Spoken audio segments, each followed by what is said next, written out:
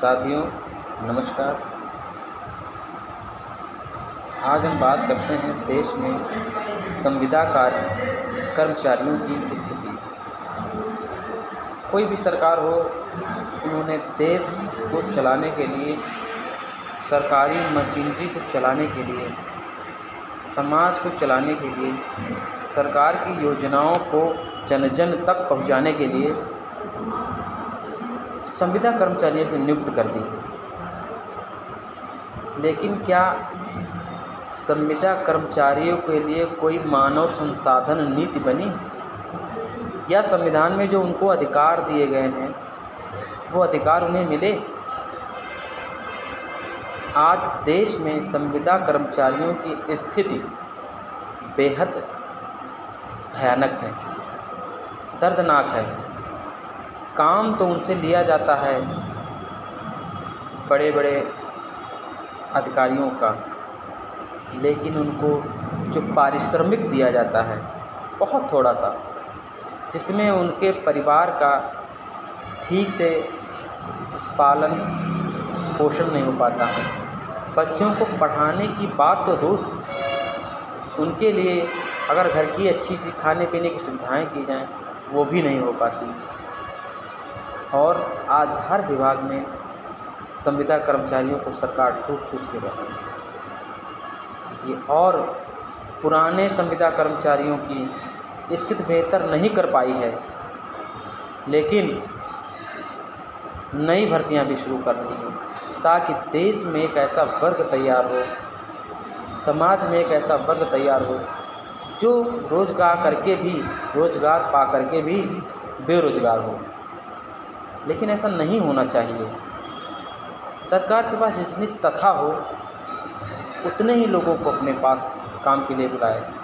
माना कि बेरोज़गारी देश पर चरम पर है, संविदा में भर्ती करके भी उनके साथ खिलवाड़ किया जा रहा है, उनके जीवन के साथ खिलवाड़ किया जा रहा है।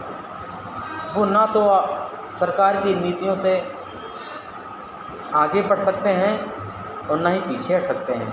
उनको रोज़गार तो दिया आपने, लेकिन उनकी समस्याएं ख़त्म नहीं हुई। एक वही काम सरकारी कर्मचारी करता है, उसको भारी भरकम महीने की तनख्वाह दी जाती है, और वही काम एक संविदा कर्मचारी करता है, महीने का 5,000, 6,000, 7,000 ऐसे मिलता है। क्या इतना जो धन आप लोग देते हैं, क्या इतने में घर परिवार का लालन पालन और सारी व्यवस्थाएं चल पाएंगी? जितने में आपका टेलीफोन बिल होता होगा जो सरकार से मिलता है, उतना तो उनके पूरे महीने की पारिश्रमिक वो भी समय से ना मिलना। सरकार रोज़गार दे करके बेरोज़गार पैदा कर रही है। मैं आलोचना करता हूँ सरकार की ऐसी नीतियों की, जिसमें संविदा कर्मचारियों को भेड़ बकरी की तरह समझा जाता है कि जहाँ जाओ वहाँ इनको ठूस दो। ऐसा नहीं होना चाहिए।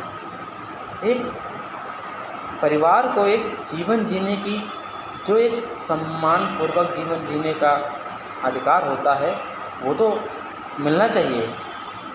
लेकिन नहीं, ऐसा नहीं है। लाखों रुपए, करोड़ रुपए अनावश्यक खर्च किए जा रहे हैं, लेकिन संविदा कर्मचारियों की कोई नहीं सुनता है। वही काम करने वाला एक 70,000, 80,000 सैलरी पाता है, और वही काम संविदा कर्मचारी करता है तो 8,000, 7,000, 6,000, 5,000 में करता है। ये क्या होता है?